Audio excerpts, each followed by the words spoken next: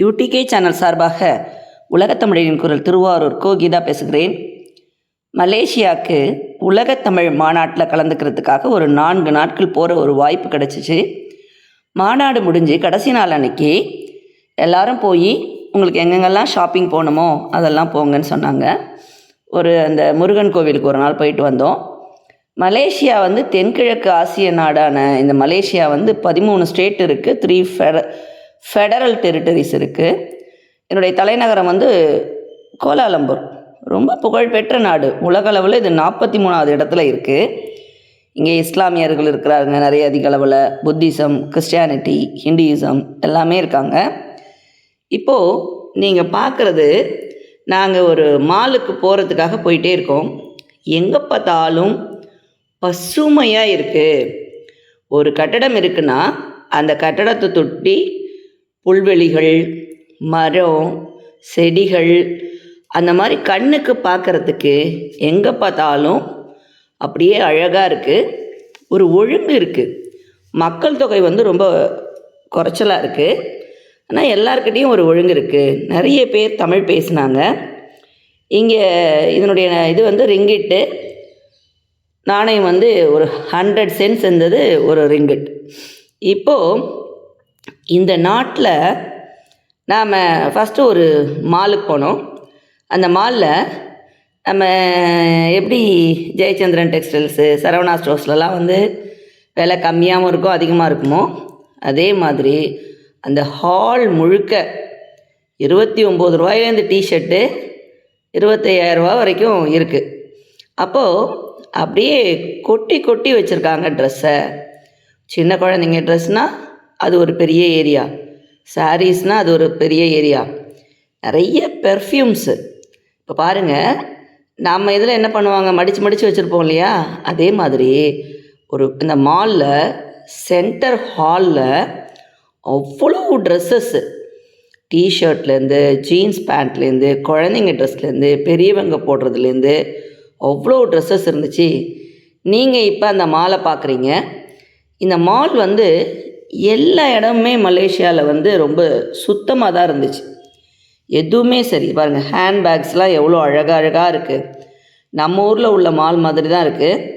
ஆனால் இங்கே என்னென்னா, ஷட்டர் மாதிரிலாம் போடாமல் எல்லாமே ஓப்பனாக நம்ம ஈஸியாக உள்ளார போயிட்டு ஈஸியாக வர முடியும். வாட்சிலேருந்து அழகழகான கைவினைப் பொருட்கள்லேருந்து, இல்லை பெண்கள் அணிகிற ஆபரணங்கள், ட்ரெஸ்ஸு, அது இல்லாமல் அழகழகான கலை வேலைப்பாடுடைய பொருள்கள் எல்லாமே அங்கே டிஸ்ப்ளே கொடுத்துருக்காங்க. அந்த மாலுக்குள்ளே போனோன்னே திரும்ப வர்றதுக்கே மனசே இல்லை. எங்கே அவ்வளோ பெரிய மாலு, ஒரு 5 அடுக்கு இருக்குது. ஒவ்வொரு மாடியிலையும் அவ்வளோ பொருட்கள் இருக்குது. இப்போ ஹேண்ட்பேக்னால் ஒரு கடை நிறைய ஹேண்ட்பேக் வச்சுருக்காங்க. பர்ஃப்யூம்னால் ஒரு கடை நிறைய பெர்ஃப்யூம் வச்சுருக்காங்க. பெட்டி, லெதர் பேக்கு, என்னென்ன தான் வாங்குறதுன்னு எனக்கே தெரியல. ஹேண்ட்பேக் வாங்கணும், டிஷர்ட்ஸ் வாங்கணும், அதே மாதிரி ஜீன்ஸ் பேண்ட் வாங்கினாங்க எல்லோரும், கூட வந்தவங்க எல்லாம். இப்போது ஒவ்வொன்றுமே சரி, ஒரு கலை நுணுக்கத்தோட ஒரு அழகோடு இருந்துச்சு. இப்போ இங்கே 3வது இடத்துல இந்தியன் மலேசியன்ஸ் இருக்காங்க. அதாவது மலாய் இருக்காங்க. அவங்க பேசுகிற மொழி மலாய் தான். சைனீஸ் இருக்காங்க. அப்புறம் இந்தியன் மலேசியன்ஸ் தான் இருக்காங்க. தெரு எல்லாமே நல்லா அகலமாக இருக்குது. எல்லா தெருக்கள்லேயும் மரங்கள் இருக்குது. இப்போது நாங்கள் போன யூனிவர்சிட்டியில் கூட மரங்கள் இருந்துச்சு. ஆனால் என்ன பண்ணுறாங்கன்னா, ஒரு ப்ளோயர் வச்சு அடிக்கிறாங்க. அந்த காற்றுலேருந்து விழுந்த அந்த தூள்கள்லாம் இருக்குல்ல, அந்த இலையெல்லாம், அதெல்லாம் ஒரு இடத்துக்கு போகுது. 2 ப்ளோயர் வச்சு அடித்தோன்னே ஒரு இடத்துல போய் சேருது. அதை அப்படியே ஒரு பையை வச்சு அள்ளிடுறாங்க. ஏன்னா எந்த நேரம் வேணாலும் மலேசியாவில் மழை பெய்யுது. அதனால் மழை நீர் ஓடுறதுக்கும் எல்லா இடத்துலையும் வசதிகள் இருக்குது. எவ்வளோ தான் கொட்டு கொட்டுன்னு மழை கொட்டினாலும், அவ்வளோ நனைஞ்சிருந்தாலும் கொஞ்ச நேரத்தில் எந்த இடத்துலையுமே தண்ணி இல்லை. அங்கே அரசர்களுடைய ஆட்சி தான் இருக்குது. நான் அந்த அரசர்களுடைய அரண்மனையெல்லாம் கூட பார்த்தோம். அப்புறம் நம்ம ஒரு இடத்துல பெரிய சாக்லேட் ஃபேக்ட்ரி பார்த்தோம். அது இல்லாமல் ஹேண்ட்பேக் ஃபேக்ட்ரி, அதாவது ஸ்விஸ் வாட்ச்லேருந்து எல்லா வாட்சஸ் அதெல்லாம் பார்த்தோம். அதெல்லாம் இன்னொரு நாளைக்கு பார்க்கலாம்.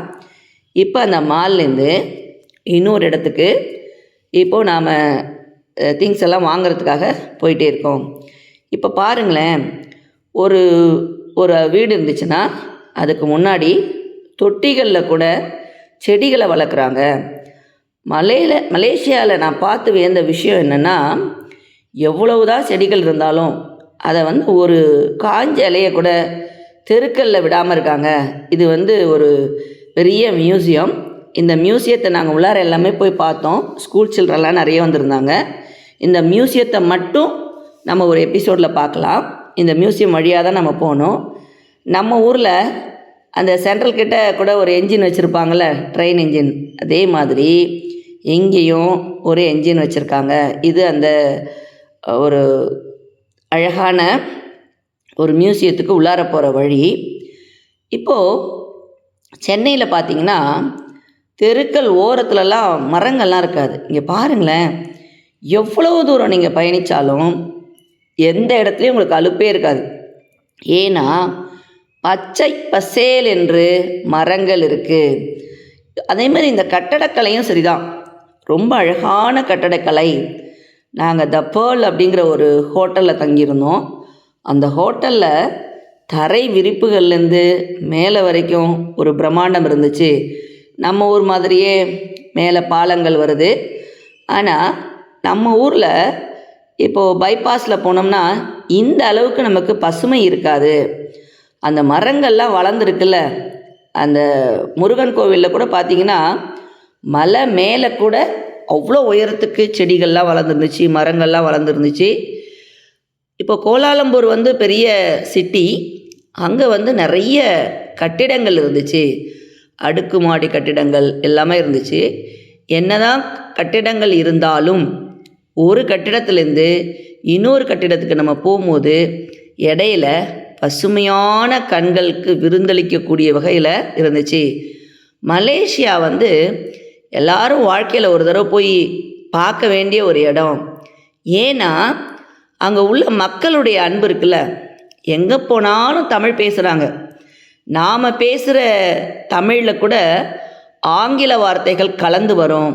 ஆனால் மலேசியாவில் உள்ள தமிழர்கள் பேசுகிற தமிழில் ஆங்கில வார்த்தைகள் கலக்காமல் இருக்குது. அது ரொம்ப ஆச்சரியமாக இருந்துச்சு.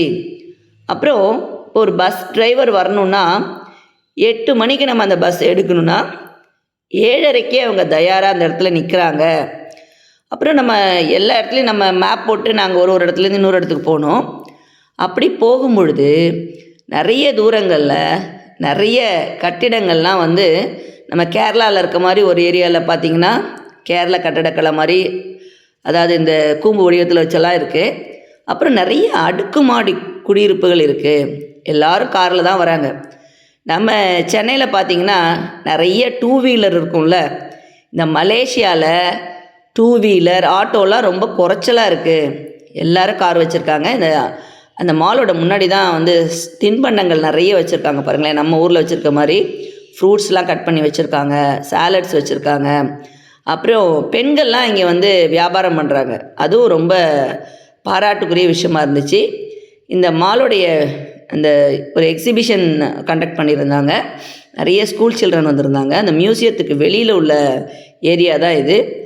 இங்கேயும் எல்லா கடைகளுமே இருந்துச்சு. எங்கே போனாலும் சரி தான், ஒரு ஷாப்பிங்க்கு தனியாக ஒரு ஏரியா இருக்குது. அந்த ஸ்கூல் சில்ட்ரன் எல்லாமே ஒரு சைனீஸ் ஸ்கூல் அது. அவங்க எல்லாமே அந்த மியூசியத்தை சுற்றி பார்த்துட்டு அந்த கடையில் நிறைய தின்பண்டங்கள்லாம் வாங்கி சாப்பிட்டுட்டு எல்லா பிள்ளைகளும் சேர்ந்து, எல்லாம் சின்ன சின்ன பிள்ளைகளா, ஒருத்தங்க கையை மேலே தூக்குறதும் ஒருத்தங்க கையை கீழே தூக்குறதுமா ரொம்ப வேடிக்கையாக இருந்துச்சு. எனக்கு அவங்களோட ஒரு ஃபோட்டோ எடுத்துக்கணும் போல் ஆசையாக இருந்துச்சு. நானும் அங்கே போய் உட்காந்துட்டு அந்த சின்ன குழந்தைங்களோட அப்படியே ஒரு ஃபோட்டோ எடுத்துக்கிட்டேன். ரொம்ப சந்தோஷமாக இருந்துச்சு. குழந்தைங்களுடைய பார்க்கும் பொழுதும் குழந்தைங்களோட பேசக்கூடியும் அவங்க எல்லாரும் அப்படியே சந்தோஷமாக இருந்துச்சு. ஸ்கூல் டீச்சர்ஸே நம்மளோட நல்லா பேசுனாங்க. ஒரு அழகான அனுபவமாக இருந்துச்சு அது. அதை முடிச்சுட்டு நம்ம அடுத்ததாக எங்கே போகலாம், நிறைய ஹேண்ட்பேக் வாங்கினோம், ஒரு ட்ரெஸ்ஸஸ் நிறைய எடுத்தோம். அதெல்லாம் முடிச்சுட்டு அடுத்தது மாலுக்கு போனோம். அந்த மாலில் பார்த்தீங்கன்னா எல்லா விதமான பொருள்களும் இருக்குது. அதாவது நம்ம அந்த அரேஞ்ச் பண்ணியிருக்க விதம் தான் வித்தியாசமாக இருக்குது. நிறைய ஒரு இது பாருங்கள் எப்படி இருக்குன்னு, அப்படியே ஓப்பனாக இதெல்லாம் கிளிப்பு, தலைக்கு வைக்கிற கிளிப்பு. நம்ம அந்த டி நகரில் போட்டிருப்பாங்கல்ல ஒரு கூடை வச்சு, அந்த கூடையில் அதே மாதிரி எல்லா வெரைட்டிஸையும் இந்த இடத்துல அப்படியே கூடைகளில் கொட்டி கொட்டி வச்சுருந்தாங்க.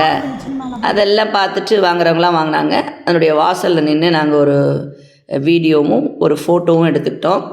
எல்லாருமே கூட வந்தவங்க எல்லாமே ரொம்ப அன்பாக இருந்தாங்க. அப்படியே ஒரு ஃபேமிலியாக போயிட்டு ஃபேமிலியாக வந்த மாதிரி இருந்துச்சு.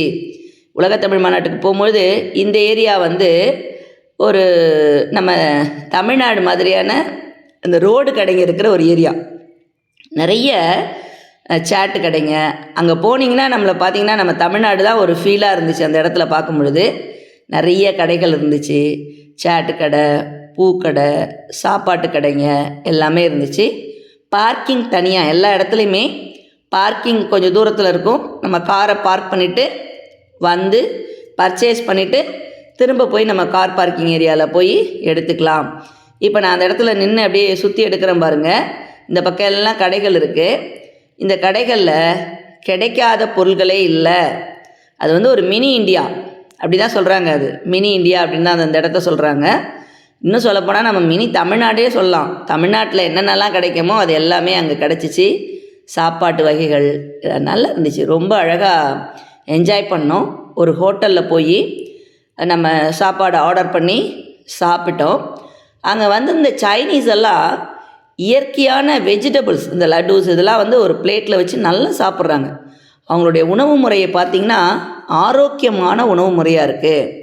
நம்மளை மாதிரி இல்லை. அவங்க நிறைய வெஜிடபிள்ஸு அதெல்லாம் எடுத்துக்கிறாங்க. நம்ம அப்படியே வரும்போது மலேசியாவில் அதாவது பணம் மட்டும் இருந்தால் போதுங்க, மலேசியாவே நம்ம வந்து வாங்கிட்டு வந்துடலாம். பொருள்களும் வந்து ஒன்றும் அதிகமான விலையிலலாம் இல்லை. இன்னும் சொல்லப்போனால் எலக்ட்ரானிக்ஸ் குட்ஸ் எல்லாம் இருக்குல்ல, எலக்ட்ரானிக்ஸ் குட்ஸ் எல்லாமே ரொம்ப சீப்பு. நானே இந்த ஒரு மொபைல் வாங்கினோம். இப்போ இங்கே 258 ஜிபியில் மொபைல் இல்லைன்னா அங்கே அவ்வளோ அழகாக இருக்குது. எல்லாத்தையும் இந்த பர்ச்சேஸை மட்டும் ஒரு நாள் முடிச்சுட்டு பாருங்கள், இரவு நாங்கள் திரும்பி அப்படியே வந்துக்கிட்டே இருக்கோம். அந்த இரவு நேரத்தில் திரும்பி வரும்பொழுது அந்த ரோடெல்லாம் பாருங்களேன், ஒரு இடத்துல கூட ஒரு சின்ன பள்ளமோ மேடோ எதுவுமே இல்லை. மலேசியாவில் ஷாப்பிங் பண்ணுறது அப்படிங்கிறது ஒரு மிக சந்தோஷமான விஷயமா இருந்துச்சு. எல்லோரும் அன்பாக இருந்தாங்க. நான் மலேசியாவில் எல்லா இடங்களையும் நான் உனக்கு சொல்கிறேன். இப்போ நாங்கள் தங்கியிருந்த பேர்ல் ஹோட்டலுக்கு வந்துட்டோம். அந்த ஹோட்டலில் கூட உள்ளார ஷாப்பிங் மால் இருக்குது. எல்லாமே அருமையாக இருந்துச்சு. என்னோடையே சேர்ந்து நீங்களும் வந்து பாருங்கள். பேர்ல் ஹோட்டலுக்கு தான், கோலாலம்பூரில் தான் நாங்கள் தங்கியிருந்தோம். இந்த நிகழ்ச்சிகள் எல்லாமே சரி, மலேசியாங்கிறது மனசுக்கு பிடிச்ச ஒரு இடம். இங்கே இந்த ஹோட்டலுடைய உள்ளாரையெல்லாம் நான் உங்களுக்கு இன்னொரு எபிசோடில் காமிக்கிறேன். இந்த நாளை மறக்கவே முடியாது. வாங்கிட்டு வந்த பொருட்களெல்லாம் ஷேர் பண்ணி எல்லாருக்கும் கொடுத்து பார்க்கும் பொழுது மனசுக்கு அப்படி ஒரு மகிழ்ச்சியாக இருந்துச்சு. திரும்ப பேர்ல் ஹோட்டல் வாங்கினோன்னே பஸ்ஸில் வந்து இறங்கினோன்னே அங்கே வாங்கின பொருள்கள் எல்லாத்தையும் ஒரு தடவை ரூமுக்கு வந்து எல்லாத்தையும் எடுத்து வச்சு எல்லாத்தையும் பார்த்தோம். அந்த ஹோட்டலே அப்படி ஒரு பிரமிப்பாக இருந்துச்சு. ரொம்ப அருமையாக இருந்துச்சு. இன்னொரு எபிசோடில் நம்ம சந்திக்கலாம்.